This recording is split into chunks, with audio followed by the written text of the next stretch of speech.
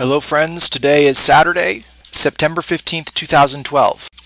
Today I'm going to tell you how to make a really good lesson plan for students. You really have to start off thinking about what is interesting to students, because if you think, oh, this is really interesting, then it's probably not a good lesson plan because kids will think it's dumb. First step to a good lesson plan is to make sure you have something for the kids to do the first 5 minutes of class that is the same thing every day no matter what. If you give them something new to do every day, they'll raise their hands and ask questions like, Mr. Cam, how do you do this? Mr. Cam, how do you do this? Mr. Cam, how do you do this? And that's not a question that anyone wants.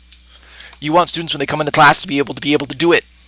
To be able to do it quickly, to be able to do it seamlessly, and to be able to do it without asking you for help. For example, in my class, I have my students write one thing they learned from the day before and one thing they want me to know about them the day at the beginning of class. So not only am I helping them remember the terms, I am able to take attendance and do all that stuff that I have to do the first 5 minutes of class.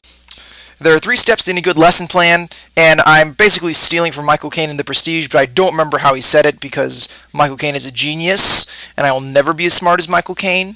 A lesson plan is nothing more than a magic trick, and I'm not saying that teachers are magicians. Although there are some days when I remind myself of Gandalf, and there are other days when I remind myself of Dumbledore, and there are other days when I remind myself of Snape, but those are usually the days when I'm upset, blah blah blah, you know what I'm saying, okay. I'm not saying there's never been a time where I wanted to be Harry Potter, and I'm not saying I never wanted to be able to hold up a staff and be able to part the Red Sea, but teachers are not magicians. So the first step in any good lesson plan is to be able to get their attention. Just like in a magic trick, you have to be able to get their attention. One thing you could do is have a picture of something that you want them to be interested in.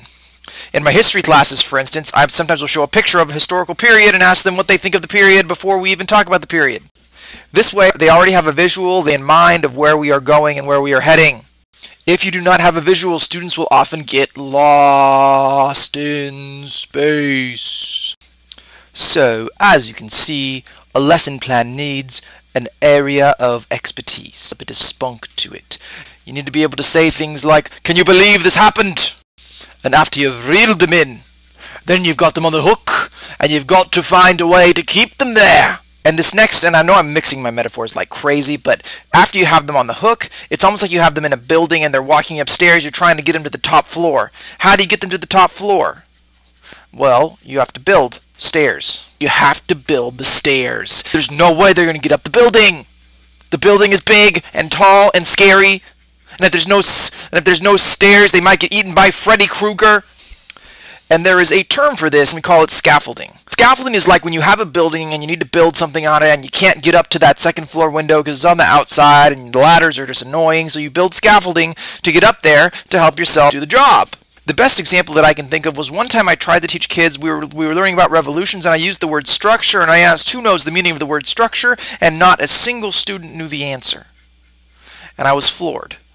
I was like, what are they teaching you in this American education system if you don't know what a structure is? A structure is like a basic terminology. How am I supposed to teach you if you don't know structure? And I realized I had to teach them what a structure was before I could teach them what a revolution was, because if they didn't understand what a structure was, there was no way they were going to understand how you can change a structure, let alone change a structure of government. So you have to think about what kids know, what you want kids to know, and how you're going to assess that they know it. And the best way to do that is backwards planning. Start with what you want them to know, figure out what you want them to know, then figure out how you're going to assess it, and then go back and build the lesson plans. Don't build lesson plans and then decide you're going to write a test on something else. That's the worst way to teach. So just to review, the first step is the hook, the attention getter. The next step is scaffolding. Be able to scaffold the work so that all the students can get to the top of the building. I don't know why we're going to the top of a building.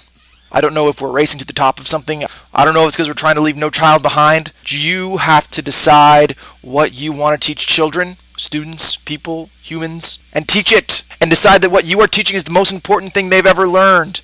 And teach it that way. And if you're not teaching them the most important thing they've ever learned, then why are you teaching them?